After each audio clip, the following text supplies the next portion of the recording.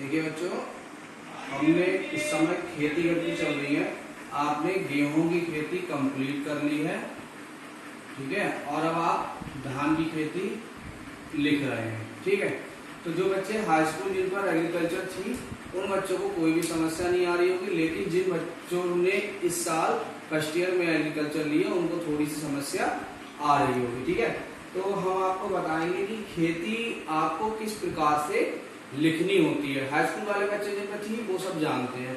तो हम जैसे खेती अगर पढ़ रहे हैं तो खेती के लिए सबसे पहले हम जिस खेती को पढ़ रहे हैं उसका हमको वनस्पतिक नाम यानी कि बॉटिकल नेम पता होना चाहिए। जैसे गेहूं का ट्रिटिकम एस्टिवम, धान का ओराइजा सटाइवा, ये हमको पता होना चाहिए। किस कुल में है, तो जितनी भी खाद्यान्न वाली फसलें होती हैं जिनको हम खाते हैं वो सब किसमें आती है, ग्रेमनी या पोएसी कुल में आती है, ठीक है।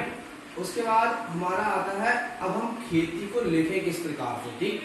तो सबसे पहले हम इसका देखते हैं क्षेत्रफल इसका कितना है, ठीक है।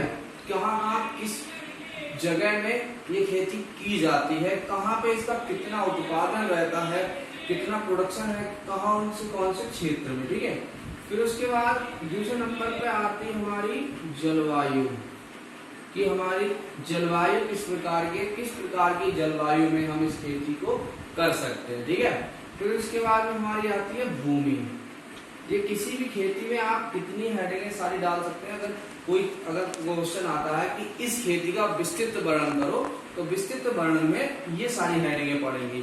अगर हेडिंगें डाल के पूछता है तो आप उतनी ही हेडिंगों का आंसर देंगे, ठीक है। भूमि हो गई। इसके बाद आप करेंगे खेत की तैयारी।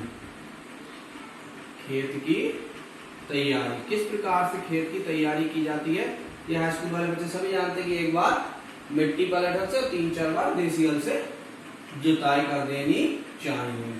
खेत की तैयारी के बाद आप अब हेडिंग डालेंगे कि हमारे लिए कौन सी जातियां होंगी, ठीक है। हर किसी की अलग अलग जातियां, जैसे गेहूं की अगेती है, पछेती है, मध्यम है, जातियां अलग अलग प्रकार की आएंगी, ठीक है। जातियों के बाद अब आप डालेंगे बीज दर। आपको जाति मिल गई कौन सी हमें बोनी है, तो अब उसको हम कितना डालें इस बात का हमें ध्यान रखना पड़ेगा। फिर बीज दर के बाद हम इसमें डालेंगे, अब हमारा बीज पड़ गया, अब उसके बाद हम देखेंगे उसमें खाद एवं उर्वरक, नाइट्रोजन, फास्फोरस और पोटास यानी कि NPK की कितनी मात्राएं देंगे। और खेत की तैयारी के समय इसमें गोबर की खाद हम उसी समय डाल देंगे, ठीक है। फिर उसके बाद खाद एवं उर्वरक के बाद हम क्या देखेंगे, सिंचाई, ठीक है। गेहूं में 6 सिंचाइयों की आवश्यकता होती है, वो आप लिख चुके हैं, हम उसको आपको पहले ही बता चुके हैं, ठीक है। तो सिंचाई, अब सिंचाई हो गई। अब देखेंगे इसकी निराई गुड़ाई, या हम इसको बोल देते हैं खरपतवार नियंत्रण, या हम इसको हेडिंग देते हैं निराई गुड़ाई या खरपतवार नियंत्रण।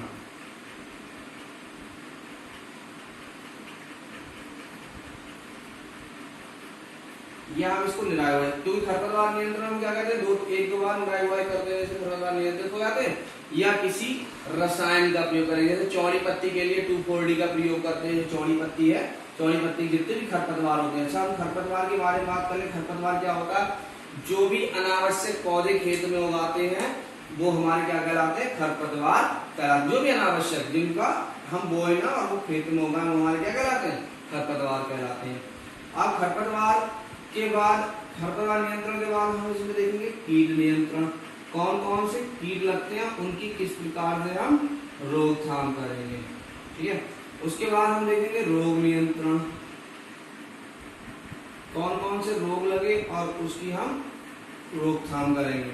रोग नियंत्रण करने के बाद हम करेंगे क्या, कटाई। अब कोई फसल होगी जिसकी हमें ओसाई करनी होगी। ओसाई का मतलब जैसे गेहूं है, गेहूं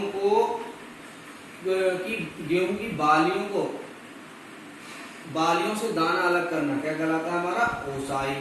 फिर आती है मड़ाई, मड़ाई का मतलब है कि दाने से भूसे को अलग करना, दाने से भूसे को अलग करना क्या कहलाता है? मड़ाई। फिर उसके बाद हमारी आ जाती है उपज। ठीक है, इतनी हेडिंगें हमको एक खेती में याद करनी पड़ेंगी, जिसमें इंपॉर्टेंट क्या रहता है? जातियां, बीज दर, खाद एवं उर्वरक, दो रोग और कीट और इसकी उपज। ये इतनी चीजें जो आपसे एग्जाम में मोस्टली पूछी जाती हैं। ठीक है, तो आप इन हेडिंगों के आधार पर आप खेती लिखिए। इन्हीं में से शॉर्ट क्वेश्चन बनते हैं, इसी में से आपका ये पूरा लॉन्ग आंसर में आता है, और यहीं से निश्चित उत्तरीय, अतिलघु उत्तरीय वगैरह इसी में से बन जाते हैं। जैसे कहते हैं कि धान का खैरा, जैसे आप धान की खेती लिखेंगे, धान का खैरा रोग, धान का खैरा रोग किसमें आया? रोग में आया।